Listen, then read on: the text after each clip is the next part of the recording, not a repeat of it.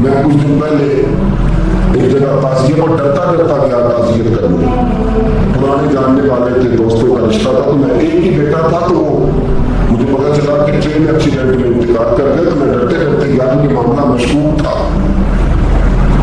اور جب میں تعزیت کے لیے اندر پہنچا تو ہمارے جو انکل تھے, جن کا میرے دوست تھے, وہ ان کے کچھ عزیز کہنے لگا کہ جی آپ کے ساتھ والے باہر جا سکتے ہیں. میں نے کہا چلے جاتے ہیں. میں دوستوں کو گاڑی میں بھیج دیا. جب میں نے اس سے بات چیت کی, کہنے لگا میرا بیٹا ایکسیڈنٹ تو میں نے بنایا, وہ خودکشی کر کے بنایا. شادی کے 11 سال بعد خدا نے ایک بیٹا دیا تھا, اور مجھ سے غلطی یہ ہوئی, میں نے کہا میرے بیٹے کو تکلیف کوئی نہ ہے. اس کے منہ سے جو نکلا میں نے اسے دیا, جو اس نے مانگا میں نے دیا.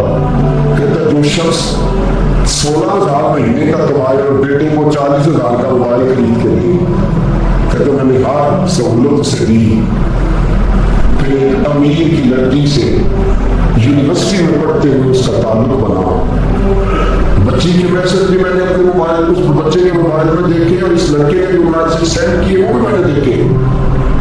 پھر میں گھر پہنچ گیا. میں نے بیٹے سے منتیں کی کہ بیٹا کو ہمیں رشتہ نہیں دیں گے, ہماری برادری بھی چھوٹی ہے اور ہمارے جیب میں پیسے بھی کوئی نہیں.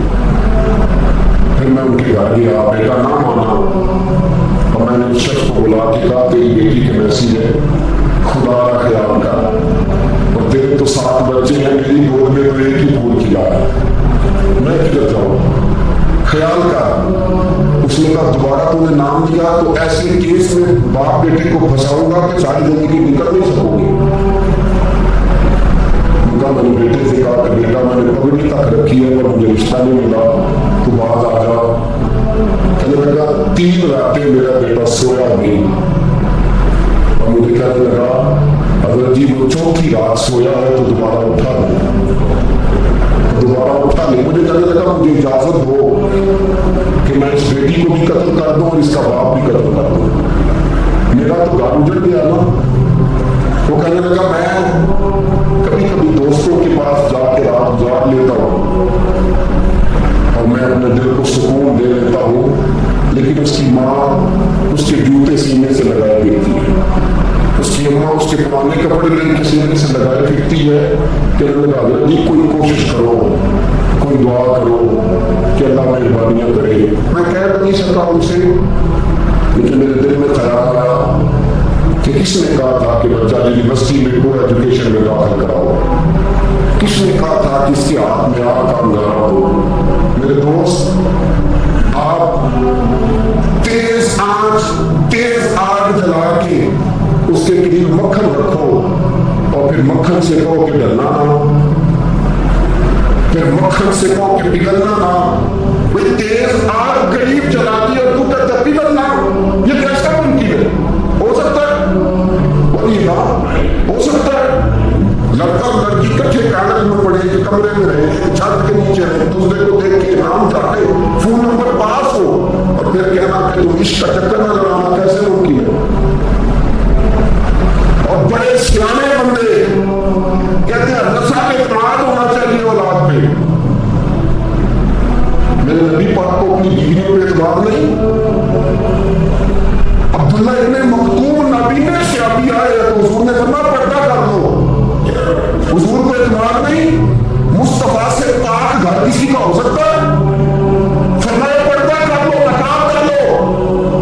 سونا وہ تو نابینا ہے, فرمایا تمہیں تو نظر آتا ہے نا, ڈالو نقاب. یہ اعتماد ہونا چاہیے. یہ کیسا اعتماد ہے کہ تو تیز آگ جلائے مکھن قریب رکھتے کہ اعتماد کر کے کیسا اعتماد ہے؟ ایک حدیث سنانے لگا, زندگی بات بھولنا تھا, دل کی تختی پر لکھنا میرا بھائی. توجہ ہے آپ کی, جاگ رہے ہیں بال والوں کو میری بات کی سمجھ آ رہی ہے. حدیث سنانے لگا ہوں, ابن حجر اسقلانی حدیث لائے ہیں.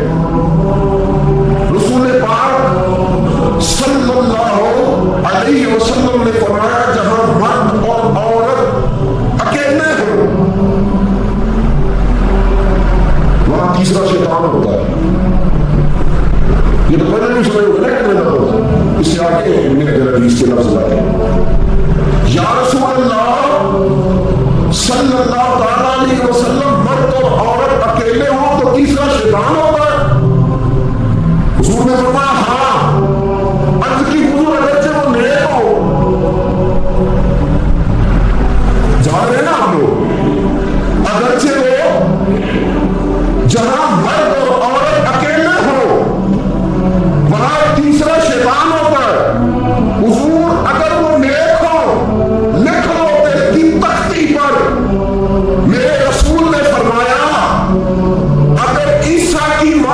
مریم بھی ہو اور زکریا کا بیٹا یحییٰ بھی ہو تو میں ان دونوں کو بھی اکیلا بیٹھنے کی اجازت نہیں دے سکتا.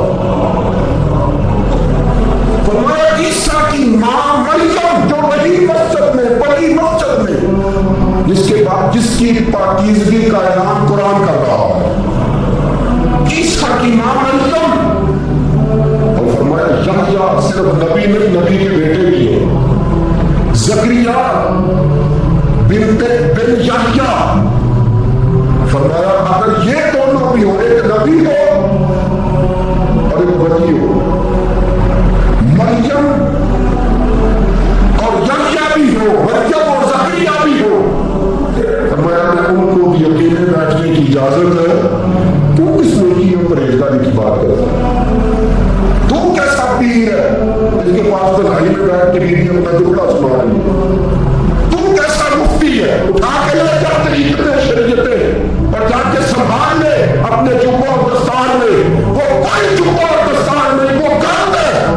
اس لیے کہ جو نبی مریم سلام اللہ علیہا کو نبی کے پاس بیٹھنے کی اجازت نہیں دے رہے, وہ پیر کس بات کی مولیاں جو بیویوں کو بغیر پردے کے سامنے بٹھاتا ہے.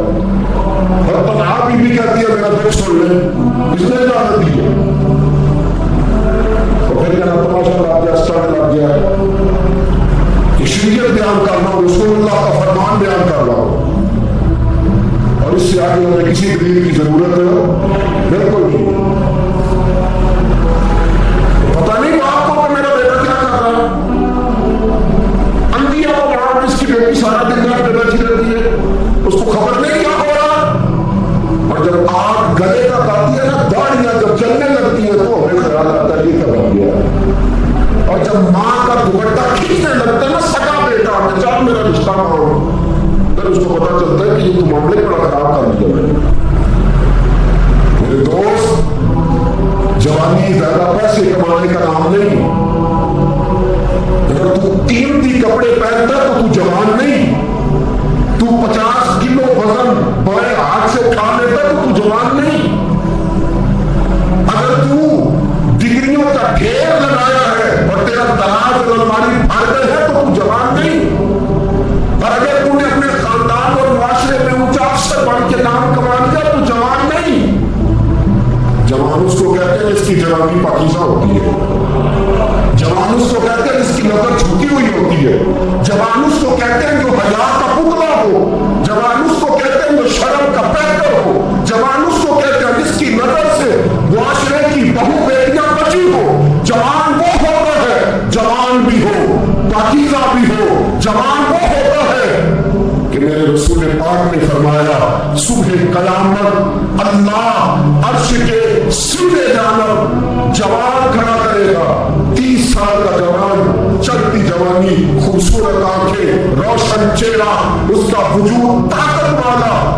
نبی آگے بڑھ کے پوچھیں گے یا اللہ یہ کون ہے جو تیرے دائیں جانب کھڑا ہے؟ اللہ فرمائے گا یہ وہ جوان ہے کہ خوبصورت عورت نے اسے کہا تھا میرے ساتھ منہ کالا کر لے, اور اس سے نظر جھکا کے کہا تھا انی اخاف اللہ, نہ بھائی میں تو اپنے اللہ سے ڈرتا ہوں. فرمایا یہ پاک جوانی والا ہے, یہ حاجی نہیں, نمازی نہیں, یہ ولی نہیں, یہ صوفی نہیں, یہ وہ نہیں جو غوث زمان ہو, قطب دورہ ہو, پیر طریقت نہیں, مفتی وقت نہیں. یہ خالی جوان ہے پر پاک جوانی لے کے آیا. یہ خالی جوان ہے پر پاکیزہ جوانی لے کے آیا. یہ خالی جوان ہے اور اس کی نظروں میں حیا بڑی ہے. یہ بات یہ کیا تماشا لگ گیا اس کا فکر. اور آج جتنی مصیبتیں کھڑی ہوئی ہیں اس عشق مجازی کے لوگوں نے کھڑی کر دی. ہر جوان, ہمارا ایک بچہ تھوڑے دن پہلے اس علاقے کا محمد طیب نام کا شہید ہو گیا. وہ ایک کونے میں رہنے والا, ایک محلے میں ایک چھوٹے سے کونے میں رہنے والا بچہ تھا. میرے ساتھ دوست موجود ہے. صبح سے لے کر ساری رات میں افسوس کرتا رہا میں جنازے میں کیوں نہیں گیا, میں جنازے میں کیوں نہیں گیا. تو بچہ پاک فوج کا وہ شہادت اختیار کر گیا تو فخر سے سر بلند کر دیا اپنا. لیکن جو بی بی کے لیے ساری رات روتے رہتے ہیں وہ شہید ہو سکیں گے؟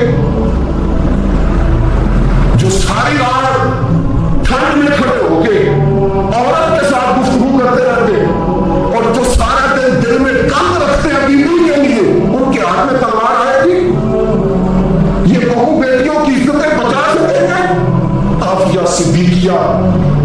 दिनों में जल गई अमेरिका की, और वो जब भी खत लिखती थी कहती थी कोई मोहम्मद बिन कासिम नहीं बचा, वो कहती थी कोई शहाबुद्दीन गौरी नहीं बचा। और वो जब भी, अब तो है उसका है तबादली काम करना छोड़ गया, वो बीबी जब भी खत लिखती थी ना पाकिस्तान को, तो कहती थी पाकिस्तान वालों बताओ क्या तुम्हारे अंदर कोई भी खालिद बिन वलीद का मानने वाला नहीं? क्या कोई नहीं तुम्हारे अंदर जो अली के नाम का नारा लगाने वाला हो? कोई नहीं बचा जो फारूक आजम की सीरत को फॉलो करने वाला हो? तो लाओ जिसके हाथ में तलवार हो और मुझे समझ आए कि ये वो है जो हसन और हुसैन का नाम लेने वाला है। कोई नहीं बचा, इसलिए कि गंदगी दिमाग में, गंदगी दिल में, गंदगी रूह